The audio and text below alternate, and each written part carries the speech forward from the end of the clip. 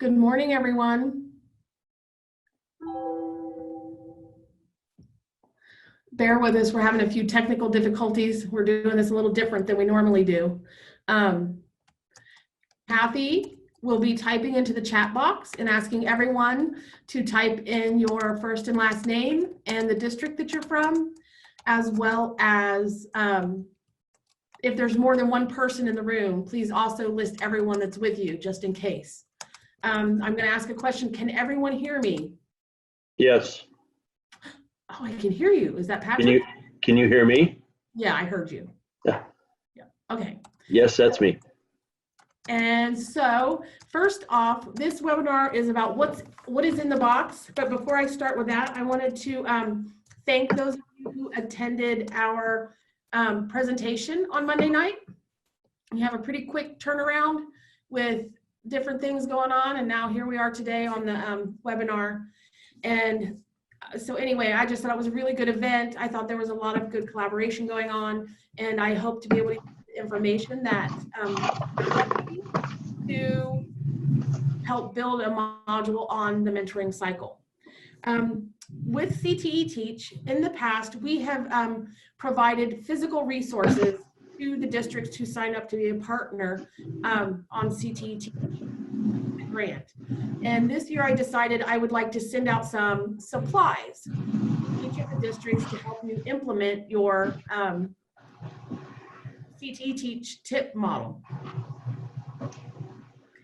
My computer's not moving here. There we go. Okay, so today what I want to do is I'm going to do an unboxing, you know, like those videos that you see on YouTube with people. I have one person there with people unboxing the new products and giving it a review and all that good stuff. So that's kind of what we're going to do. Basically, everything that's in here sorry, it's not letting me switch my screen the way I want it to. Are going to be resources and supplies that will help you implement the TIP program. And so we're going to start that now. So as you can see, I have my box here. This is the box everybody's going to be getting. Each district will get one box.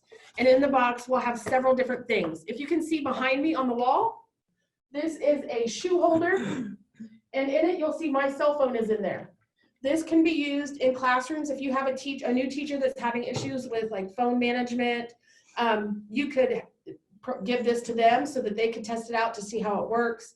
That way students would house their phones in the shoe holder until the end of the period or until the teacher says they can get them back. In addition to that, if you don't want to give it to one of the teachers, you could use these at your workshops if you have issues with teachers who won't stay off their phones while you're presenting your workshop. In addition to that, each box will contain a USB charger port. It has 6 chargers on it, and this can also be used in conjunction with this so that if students or teachers want to charge their phones and they have their USB cables with them, they would be able to charge their phone while it's in the shoe holder. That gives them more incentive to actually put their phone away because they can get a few extra bars out of it while it's there. In addition to that, I always think about how much the mentors go out and they do the walkthroughs, and they walk around and they look and see what else is going on in the classes. And so I found these notebooks with pens. Each district will get a set of 4. And this can, and they also have like little tabs and sticky notes in them and stuff. But this will help you keep notes on what you see when you're out and about. And that way you can, when you get back to the office, you can input it into your activity logs if that's required for either the credentialing or for CTE Teach. So there will be 4 of these in each of the boxes. In addition to that, there are some office supplies. And it might seem a little hokey. It's like we're school districts. Most of us have office supplies. However, as part of the grant, you're expected to host a minimum of 4 workshops per year. So these are just supplies. We have highlighters, we have flags and sticky notes, and we have a huge box of Post-it notes that this will help you with your supplies that you need for your workshops as they come up. And this one actually, I don't know if anybody's used it before, but there is a sticky note app where you can brainstorm, put information on the sticky notes, and then you share the pictures, I guess, with the app so that everybody can see what everybody came up with. I haven't tried it yet, but I think that might be interesting, or an interactive way. You could even use it with your students, I guess. Not lastly, but there are, my idea is that each of the CTE Teach grant sites could implement, I don't know if you guys know about the little libraries, like some people will put them outside their house. They're like they look like a little box or a little house, and people can go put a book in and take a book out and read it. Well, I found some resources that I am going to send you, and I thought each of the districts could have like a little resource library that either the mentors or the mentees could access information that might be helpful to them. This one is Everyday Instructional Coaching, 7 Daily Drivers to Support Teacher Effectiveness. It's a short read, and I thought, you know, we're all busy. Some of us read a lot, but others of us might find it difficult to get through a really thick book. This one is a short read, and I think it will help some of our mentors be more effective in guiding some of their mentees that may need additional help.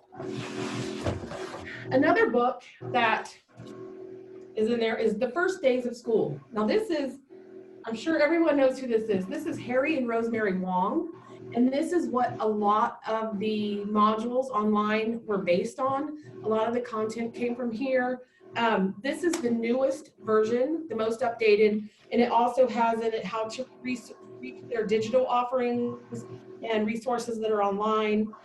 So it has that information there, and it also comes with a DVD in the back with a video about a student and how his life was changed by a teacher.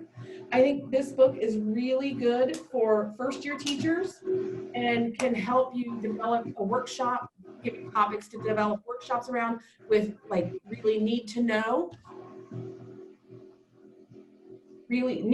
information in their first year, like especially like classroom management, how to stay organized, things like that. So this will also be in the box. And lastly, so we have one more goodie in there. And so just a quick review, we have 2 resource books that will be in your box. We have supplies for your workshops. We have notebooks for each of your mentors so that they can take notes and record things as they're out and about checking on their mentees. And we have the USB port charger and the shoe holder that can either be used in your workshops, or you can provide it to a teacher that maybe has some issues with cell phone management in their classroom. The last item is kind of a techie item, and some of you have seen this because I know Chris and I had presented it when we went to Fresno in the fall. But there will be one of these in each of the boxes, and it's a merge cube. And I have someone here who is going to help me demonstrate how the merge cube works. That was really fast. It only took me 8 minutes to go through the whole box. Does anybody have any questions? Yes? Yes, there's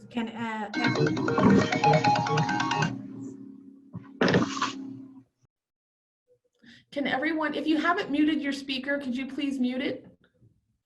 I'm checking my list. It looks like most of them are.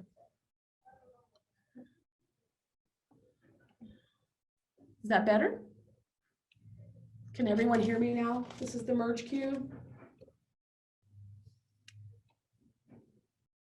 yes. Okay. Did anybody have any questions about anything that was in the box before we start our demonstration of the merge cube? No? No, they'll type in if they have questions. Okay, so I'm going to switch my camera over to James Sitar, and he is a community recruiter here at our office. And he's going to demonstrate the merge cube for each of you. James, do you want to say hi? Hi, everybody. This is James Sitar. If you can't hear him, please let me know so we can try to adjust the microphone.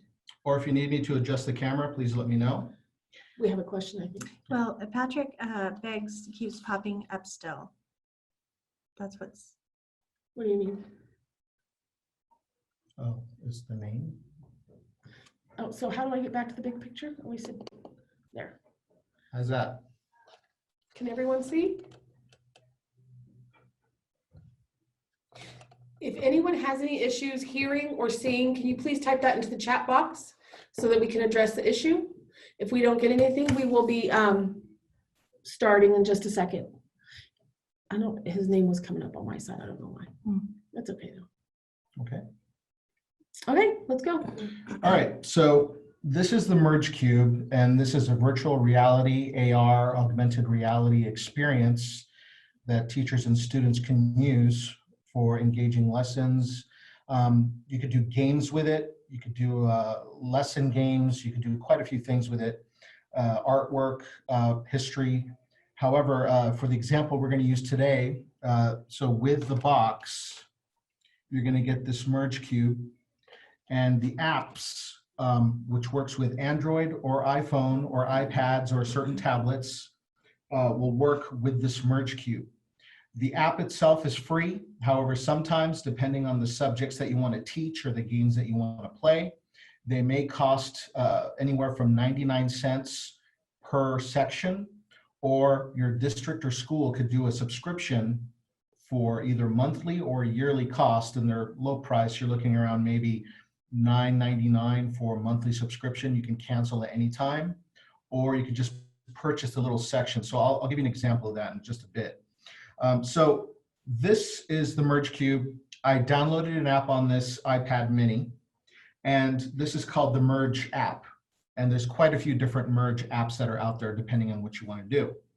So for example, this one here, I have a lesson set up, or virtual reality, for terraforming Earth. So we're looking at things like earthquakes, volcanoes, active volcanoes, and so on. So you could see the different things you could do with it. Now, as long as you have a workable camera, an updated iPhone, an updated Android phone, Samsung phone, or a tablet, all those updated devices should be able to work with virtual reality and AR. So for example, if I'm going to look at the core of the Earth, I'm going to go ahead and click on that. I'm going to put the cube in front of the camera, and hopefully you guys should be able to see this. So right now we're looking at the core of the Earth. And you can move the cube, and it's completely in real time as you're moving the cube in front of the camera. So with this, I could also separate the layers on the app. So hopefully you guys can see that. I can also pinpoint certain parts if I want to just go ahead and highlight another area, so the outer core. Or if I just want to look at the inner core. So for sciences, this is really cool. If I get out of that, and if you have any questions, please let me know if I'm going too fast or if you want to see something else. So with this one, we have the plates around the world. And so again, with the cube, we're looking at the Earth, and I can go ahead and look at any active volcanoes throughout the world. So we have these triangles that are listing and showing all the different parts of the world that have active volcanoes. Do you click on a volcano? A lot of them make noise. If I go ahead and back out of that, I can look at where earthquakes are more prone to happen around the world. So here we have, again, everything looks backward on my end, but so we're having all these different sections here. If I want to go to something else, let's get to an active volcano and how that looks like. So we have an active volcano, and wherever I move this, the ash is following me. If I turn the cube to the side, we can look at the inner workings of the volcano. So we have ash, we have the vent, and we have sill. And again, you can get as far as close as you need to. And this is kind of fun for kids to play around with, or even if you're going to put this through an Apple TV, if you have an Apple product, you could put that on your projector and have this where all the students can see in real time. Now, if I want to go, and here are all these different categories, and notice that some of these are locked. You can purchase each section that you would want instead of purchasing the whole thing with a subscription, depending on your class. So if you're only interested in certain things like, say, space, you can go ahead and just pay for that if you want. So in this case, we're going to look at the solar system.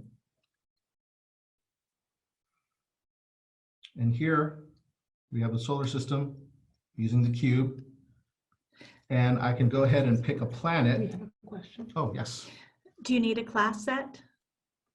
A class set for the app. The app is free, but as long as you have a subscription, or if you're sharing the same login, then in that I case, it think they should need a work. class set of these. Oh, Like for a student to be able to hold one, you would Then- have to have a class set for each student. Then yes. However, if you were going to do it similar to what James is doing here, where he's putting on the iPad, you can project it you protect onto it the on screen, and you could have a student hold it and rotate it. Yeah. Or you could have them take turns, because I know it could get expensive if you wanted to purchase one for each of your students.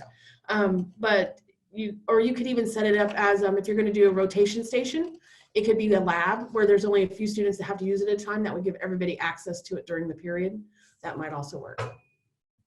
and so with this, I can also separate the planets. So if I, whoops, well, battery. I have a question. Yes, Can you illustrate a Civil War battle, for example? Okay, so I believe I can show you the categories that are listed here. So let me go ahead and get out of here. So here's Jupiter. You can, again, separate whatever planets. So if I go in here, and I can go through categories, and here are where all the categories are listed. So we have physical sciences, life sciences, earth and space science, engineering, art, and mathematics. Now, I have heard that MergeCube, the company, is coming up with more apps to do things like historical landmarks, certain wars, maps on wars, and I believe they're Oh, also here. working on. there's one called Yeah. MergeCube Miniverse. Okay. And if you go in there, there's categories. And I know I did see, and some of them you can use like the VR goggles with them. You can use it with a cell phone. Or they have ones for the cube specifically, or you can use all three. I know that I had seen some history educational ones. Let's see, history.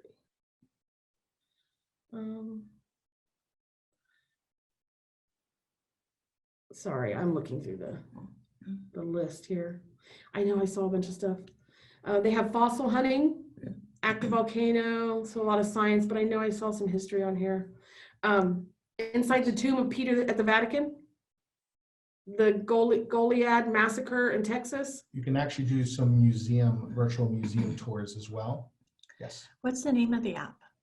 If you do if you go onto the App Store, if you're using iTunes, or the Google Store, if you're using an Android product, just do a search for MergeCube and you'll get numerous apps that are made specifically by the company. And also here, there's mergecube.com, and they'll also list all the available apps and apps that are coming soon. It also has lessons you can play around with the app, and what other things you could do with the cube, which is fairly nice. Oh, here's this. This is the this is under the Miniverse, which I can send out the link to it. But this is the American Revolution, and it says you can use it with a VR goggle, so it would be like a real life Virtual reality. virtual reality, put you in the middle of it.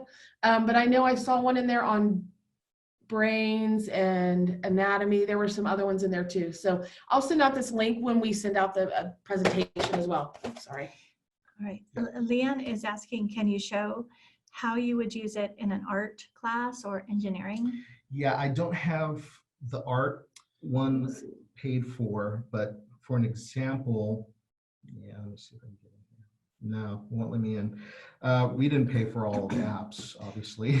So I'm sorry, I don't have one, but they do have some art ones in here. I believe, let me see if I can get out of here. We might have another app we can play with. Just Bear with me. There's, in this mini verse one, there's one on here for fire rescue. I haven't watched it, but you can watch a YouTube video for it. It says, see the smoke and feel the danger as 2 London firefighters put their lives on the line. Experience what it's like to be a firefighter. And I know there were some art ones in here. Also, Patrick asked, does Merge Cube display video clips? Yes, they have video clips on the app and also on the site on how certain things might look and how it works. So if you're looking for lesson ideas, they should have something. Let's see what we have in photo mode. Holiday tour of the White House. Hmm. So here are some games and lessons that are available on this specific Merge app. So we have Hollow Body is one. I think there was an art one somewhere. Also, Patrick's asking, Yeah. does Merge Cube display video clip? So goggles aren't required to view Goggles are a not video. required unless you want to use any VR goggles that will connect to your device. Or most people can use the phone as the VR device and move the phone around in real time. So let's see if I can find the body.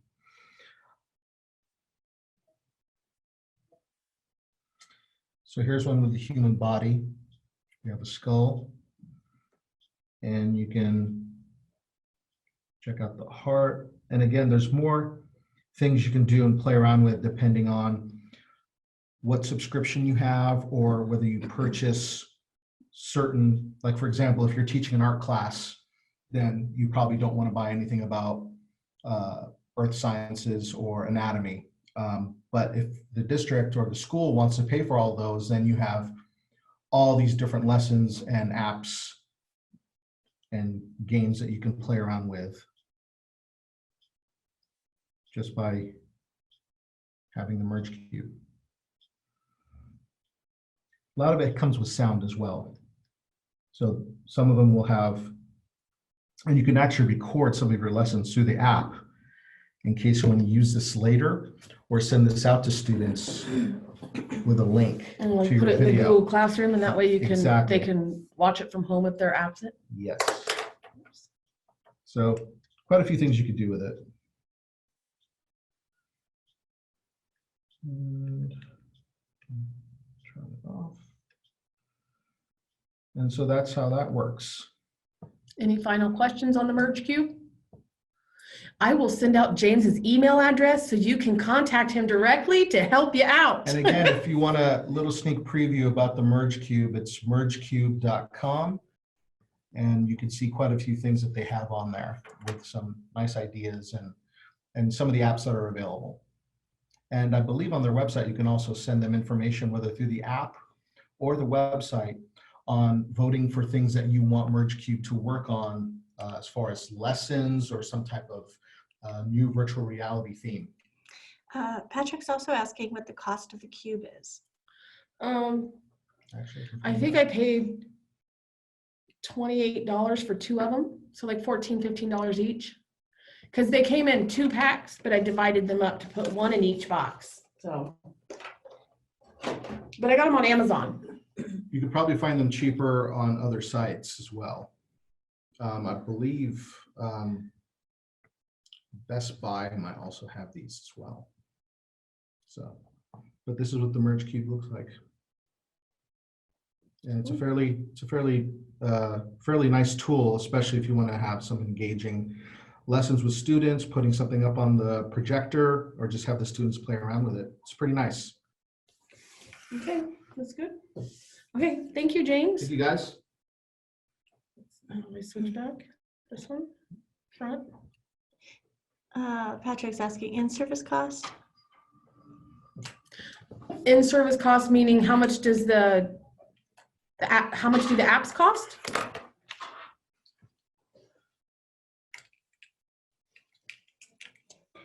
If you're talking about the apps itself to download are free.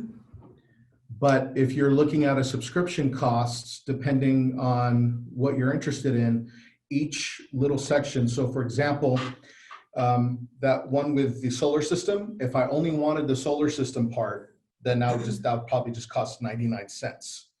However, if I wanted a subscription where I wanted all of the lessons in life sciences, anatomy, earth sciences, art, and so on, then you're looking around $9.99 for a 1 month subscription, or you're looking about $90 for a whole year subscription for everything. And again, that depends on which MergeCube app you are using. So it all depends. But the app itself is free to download, and there's a lot of free things you can play around with on it. Another question? Well, Patrick also said no cost to learn to operate the cube. No. Oh, no, it would, you could probably find YouTube videos on how to operate it. It's fairly easy to use. Yeah. And once again, you have to have an updated Android and iPhone device with an updated camera in order for you to use the virtual reality experiences. So if you have, for example, an iPhone 5, it's not going to work. So it's probably going to be something like an iPhone 7 and above, for example. Okay, so we are going to move on with our presentation. I just wanted to give everybody some Q3 updates on how we're doing on using our hours and the activity logs and all that good stuff. So first thing I want to say is the activity logs, please update those logs as soon as possible. I was reviewing them last night, and there's some districts that don't have anything in there, and I completely understand that you put that into a local document and then you upload it to the CTE Teach document. However, for me to get a really good feel on where we're at in the grant and how much we have spent out, it helps to have that information in there. And then that way, if there's any corrections that need to be made, then I can put notes in there and we'll have time to make those corrections before the deadline reaches us. I know everybody's getting ready to go out on spring breaks over the next couple of weeks. So if you guys could go in there and just transfer your content, that would give me an opportunity to go through and look for any things that need to be addressed. I'm going to provide a clarification of claimable activities again. There is a lot of overlap between what CTE Teach requires of you and what the credentialing programs require. However, we are separate from any credentialing program.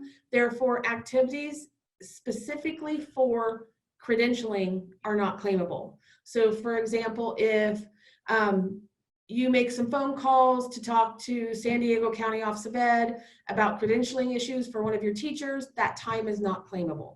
Okay. However, if you went out and did an observation with one of your teachers, you hosted a workshop, and all that information gets put on the credentialing program logs of activity, those can be claimed on CTE Teach because they are requirements of the CTE Teach grant. Does anybody have any questions on that? So that's where we're at with activity logs. If you have any questions on that, let me know. I did make some notes in there in some of the sheets. So as you go through, you might see some of those. So this is where we are at after the end of Q2. So show me the money. We started with 4,800 hours. We have used 2,296 hours across all of our districts, but we still have 2,503 hours remaining that we need to attempt to spend out. And it's already almost the end of third quarter. So I'm hoping that there was a lot of activities going on between January and March that haven't been put in those logs yet. That will take up a lot of those hours. We started with $240,000. We've used $117,000, and we have $122,000 left that needs to be spent out.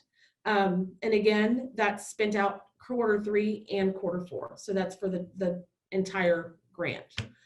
Some of the CTE Teach accomplishments or things that have been going on. We completed our spring statewide training, and I had thanked a lot of you for attending that on Monday night.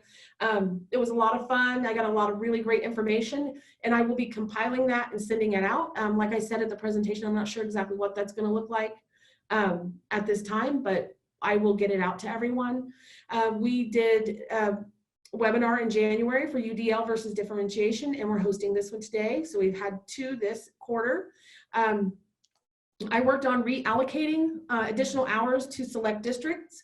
I am still waiting on responses from 2 districts and paperwork on 2 districts, because what happens is if you say yes to those hours, then I send an addendum that needs to be signed on your end, and the original hard copy with a wet signature needs to be mailed back to us.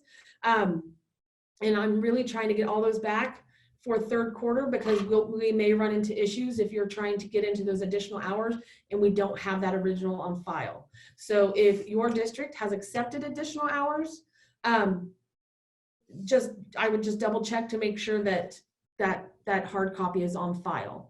And I'm in touch with the districts that I haven't received those yet, so just keep that in mind. We increased our Twitter following from 189 to 231 as of last night. And we increased our YouTube followers from 22 to 30. It doesn't seem like a lot, but there's a lot more views than there are subscribers. But Chris isn't with us today, so I wasn't able to access that specific data. And if you haven't checked them out yet, please go check them out. There's any of the presentations that we do here at ROP for our new teachers, we post those on there. If we do a podcast, we post those on there. We cover a lot of different topics. In addition to, we upload all of the PowerPoints or Google Slides to CTE online, so that you guys can access those, and you're more than welcome to download them, change them, make them your own, whatever you need to do. That's why we give you access to them. If anybody has anything they would like to put on CTE online, please let me know and I can help you with getting that uploaded, because I would be more than happy to have presentations from all of our districts uploaded to CTE online. That way that we can share all of the knowledge that all of us have across the state. Any questions? Kathy, any questions? No? Okay. Okay, so CTE Teach Mentoring Accomplishments. Now I went through all the logs last night, and these totals are coming from what is in the logs as of last night. And like I said, there are some districts that don't have anything in there. So as of last night, there were 22 teacher observations listed. There were 20 workshops, 151 one-on-one mentoring activities took place, 26 planning meetings, 24 research and development preparation activities, 22 people attended our, oh, that's a typo. That was supposed to say spring statewide mentor training. I'll change that for the 3 o'clock one. So there were 22 attendees, and we've had all 32 of our mentors have completed the mentor training modules over the past, since we started. Okay, so moving on. Any questions? No? Okay. This is very important. As again, I said, everybody's getting ready to go out on a spring break. The sustainability reports are due March 31st, the end of this month. I have only, as of today, I have only received 2. I want to thank Valley ROP and Helix Charter for already submitting those sustainability reports. You can do it in Word or in Google. If you access your Google folder that we have provided at the beginning of the year, there's a template in there in Google Docs. And I recently emailed a copy of it in Word out to everybody in the grant. So please check your email. If you didn't get it, let me know. If you can't access your Google folder and find it, let me know, and I'll send it out to you again. All of these reports will be sent to the California Department of Education for review. These documents do help sustain our grant and to make it come back every year. I know somebody was asking the other day, do we know any information about next year's grant? All I know is that if everything gets approved, the application will come out in July, just as it does every year. There will be some changes. I don't know exactly what those are yet. Everything's in the proposal stage. I know what kind of changes I was looking for, which I think would be beneficial to all the districts and to all the mentors and mentees. But I don't want to say anything until I have a clear picture of what the grant will look like for next year. Again, if you didn't get the sustainability report template, please let me know. This is all the administrators will do this. I don't need one from each mentor. I need one for each district. So it would be your administrator that would complete that. Krista mentioned I submitted the sustainability report a while ago on Google. Okay, so it doesn't give me emails and say, oh, you've had this submitted in Google. So I wouldn't know that you saved it there. So you would have to email me and say I saved it in Google, but that's fine. You told me right now. I will make a note of it, and when I go back to my desk, I will copy it and save it and put it in my file to send off. So that was Coastline, correct? Krista, is that Coastline? Yes. Okay, so I will check your folder because I know I was going through last night and I thought I had saw something in there, like a double one. And I wasn't sure, it was late. I wasn't sure if that's what I had seen, but I will definitely do that. And I will send you confirmation that I have saved it and we have your file later today. Okay. Patrick asked, do you need anything additional from Valley ROP? Not for the sustainability report, no. I'm trying to think. Not for the sustainability report. I can't remember any issues with the logs off the top of my head. I would have to go back in there and look. I think we have one more thing. Oh, this one, this statewide advisory. And Patrick, there may be some people from your district that have not done this. Basically, the advisory survey is online. You can scan that QR code or you can type in the bit.ly. On the right-hand side of the screen, you will see a list of all the people that have completed the advisory survey. It's very important that you complete these, complete it, because for our last webinar, our statewide advisory, when everybody comes on with us, we are going to review the content. And basically, you guys are giving us feedback on what we need to change, what we need to improve, what's working, what's not working, and it gives you an opportunity to give us suggestions. It also helps us identify what trainings or workshops we might offer next year.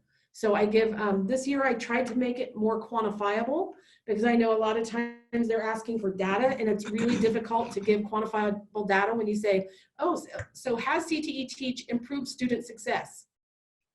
That's really hard to quantify. Has CTE Teach increased teacher retention? Well, that's kind of hard to quantify. However, in there, I have put a question that states, has it improved? Some people say, yes, it has. Some people say it hasn't. And then you say, what percentage of your CTE teachers will plan on returning next year? And then you pick a percentage. So that helps me quantify a little bit. I know it's not completely scientific, but if somebody asks me, has it improved? I'll say, well, all of our districts are between 75 and 100% return. So that's kind of the information I'm looking for. Additionally, with the implementation of what's in the box and the supplies that I'm sending you, if you find that there's something that you would like to be in the box next year, if you think you might come back to the grant next year, you could also put those suggestions in there as well. So please just finish the survey as soon as possible. I'll send out a link to this presentation later today so that you can double check to see if your name is on the list or not. But the people that are listed on the right are the ones that have completed it. And I do need everyone to do this. This isn't just for administrators. This is for all mentors and all admin. Each person needs to complete one. Any questions on the statewide advisory? Jennifer mentioned that Bullock, it's J Bullock, not S Bullock. I'm sorry. I told her. Okay, I'll fix that. Correct. Sorry. Thank you. Okay, so these, oh, go ahead. I have from Patrick.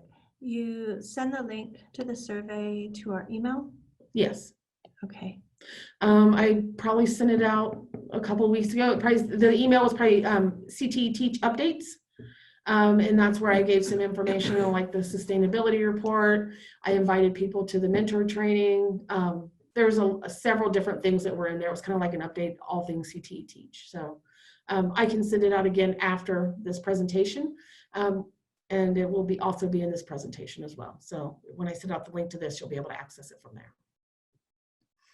Okay, so as always, CTE Teach has social media. We do Twitter, we have the YouTube channel, and we also have podcasts. If you haven't subscribed, please do so. Christopher isn't here with us today, but I left him on this final slide. He's taking care of his wife today, so let's send well wishes to him. But if you'll notice here in the middle of the screen, we have a new program support specialist, and her name is Kathy Quiggle. However, her email address is Kathleen_Quiggle. And many of you may have noticed I've been CCing her on a lot of our communications back and forth. That way she has knowledge of all the different things that are going on. So if there's any questions, she would be able to help you as well. Kathy, would you like to come around here and wave at everybody so they know what you look like? I tried to make her little person, but I didn't know how. Hi, everyone. This is Kathy, and she will be your contact if you can't get a hold of myself or Christopher, or if you need any assistance. Does anyone else have any questions? No? Nope. Okay, so if we don't have any questions, I plan on sending the box out in about within the next week. So if you have any questions, please send them to me. Take care of your survey, your sustainability report, update your logs, and have a great spring break. Bye, everybody. Bye.